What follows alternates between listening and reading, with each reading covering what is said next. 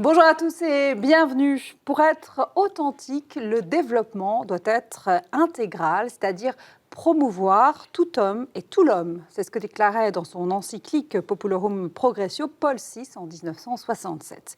Un développement qui ne serait qu'économique, matériel, sans se soucier des questions éthiques, ne constituerait pas un progrès véritable selon la doctrine sociale de l'Église. Alors pour nous, consommateurs occidentaux, cela pourrait se traduire par une question.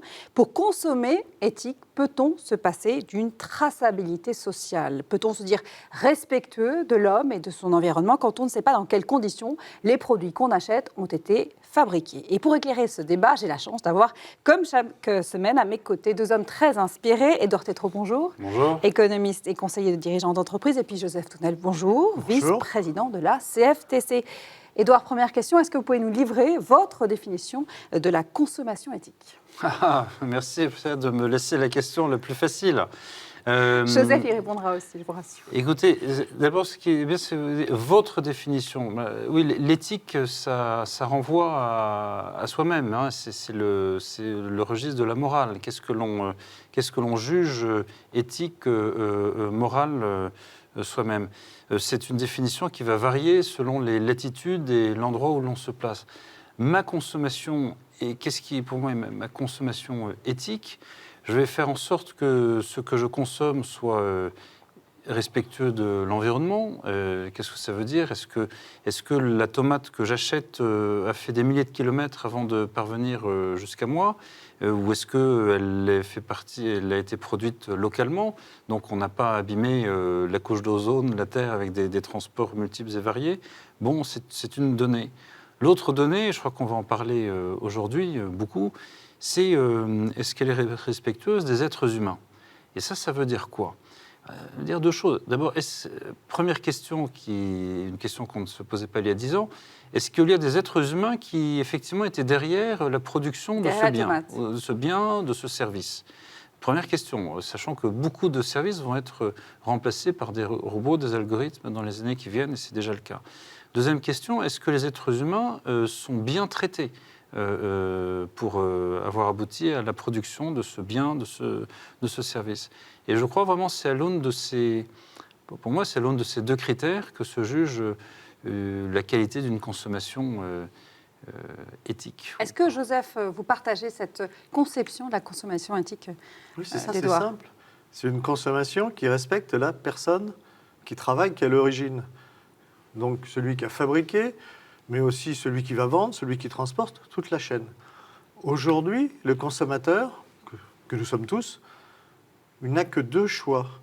Quand j'achète un produit, je peux arbitrer entre une qualité et un prix. Je n'ai aucune information sur le respect ou non des normes fondamentales du travail, le respect des personnes. Donnons cette liberté aux consommateurs de pouvoir arbitrer avec en plus une information sociale.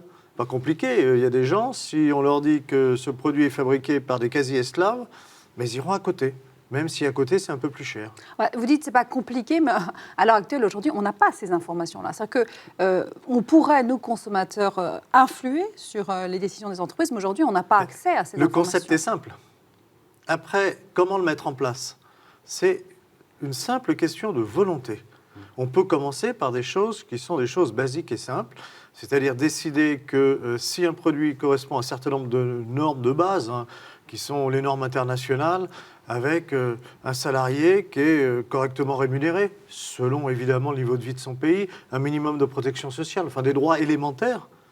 Mais les produits ont une pastille bleue. Pastille bleue, je sais que ces normes sont respectées. Pas de pastille, il y a un doute où elles ne sont pas respectées. Et on peut commencer par des produits très simples. Commencer par nos vêtements, par le textile. Ça, c'est pas compliqué. Qui sont souvent produits à l'étranger. Mais j'aimerais d'abord savoir si aujourd'hui, je souhaite, moi, consommateur, savoir comment un produit français a été fabriqué en France. Est-ce que j'ai accès à ces informations facilement aujourd'hui? Alors, les progrès cheminent lentement. À mon avis, ils vont s'accélérer sous le coup de la prise de conscience et aussi de la technologie. Il y a quelques progrès. D'abord, de plus en plus, on voit l'origine géographique d'un produit. Ensuite, notamment dans l'alimentaire, il y a le bio, même certaines marques font du fait que c'est un café qui a été équitable, etc., en font un instrument de marketing. Il y a un autre facteur qui va accélérer cette nécessaire et utile à tous traçabilité, qui est la technologie. Et demain, on est à 10 ans, hein, ça va très vite, nous aurons notamment des monnaies électroniques. Quand nous ferons nos achats, nos consommations, il n'y aura plus même plus de cartes de crédit, il n'y aura plus de cash. Nous aurons des monnaies virtuelles, électroniques. Dans un délai de 10 ans. Ah oui, vous allez voir, ça va arriver très très, très vite, aussi vite qu'Uber.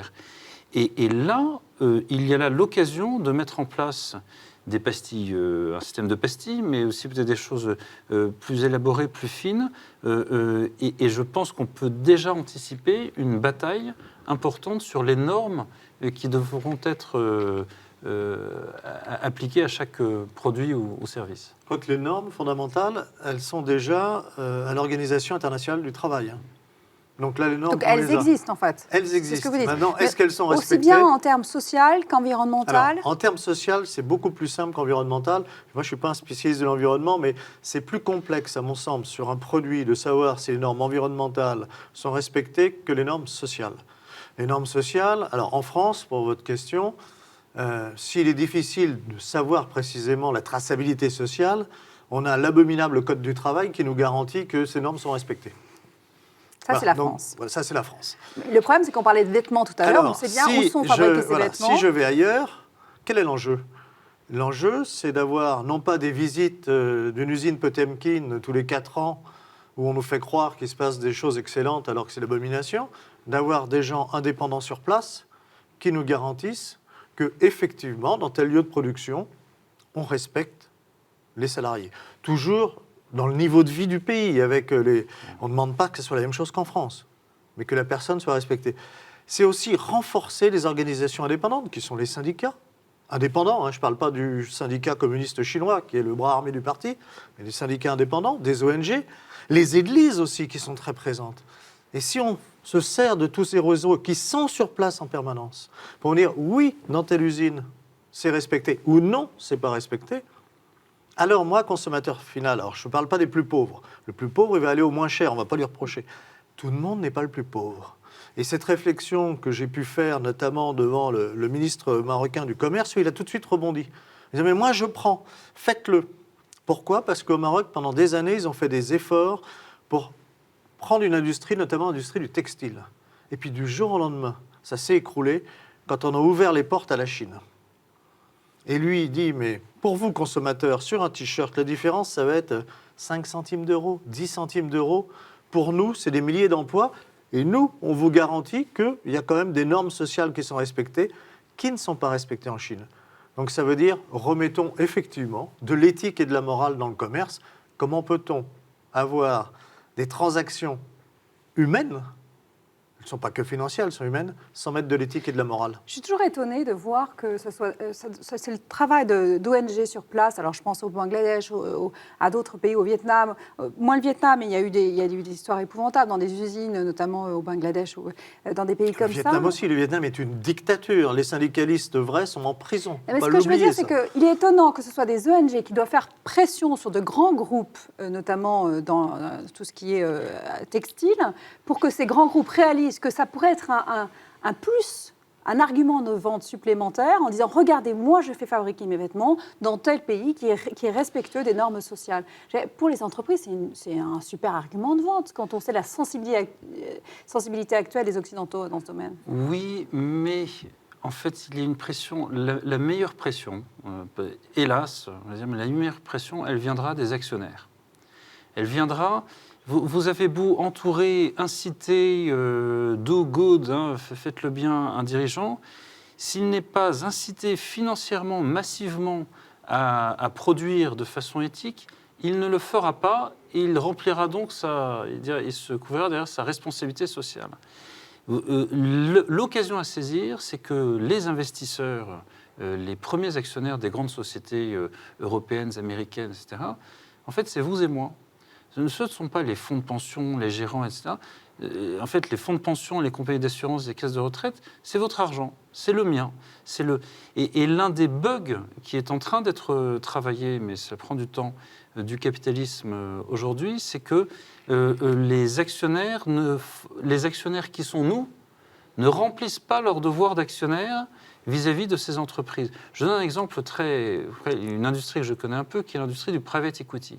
Alors c'est formidable, le private equity, c'est 2% de commission de gestion chaque année. Et donc dans ces 2%, c'est beaucoup d'argent. Hein, si vous avez un fonds de 100 millions, ça fait 2 millions, etc. Et 2% sont là justement pour faire de la recherche, pour essayer de comprendre si l'investissement est bon, etc. Est-ce qu'on ne pourrait pas allouer quelques millièmes de pourcentage de ces commissions de gestion pour vérifier de façon claire et précise l'état, la qualité de la production des différentes entités, la qualité de la responsabilité sociale des entreprises qui sont en portefeuille.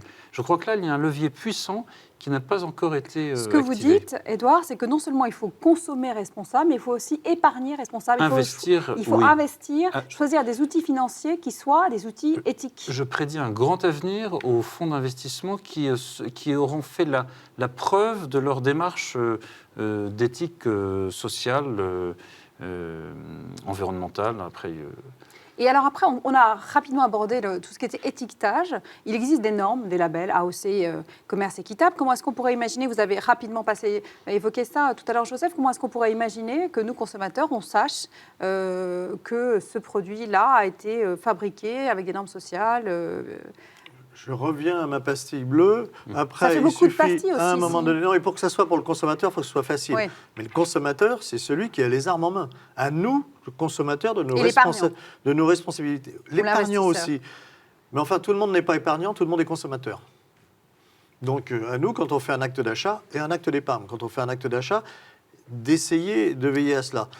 La pastille, c'est la chose simple. Il ne faut pas que ce soit compliqué, que je n'ai pas à regarder. C'est que le Made Ensuite, in Bangladesh, ça ne suffit plus comment on le met en place? Mais de façon très simple.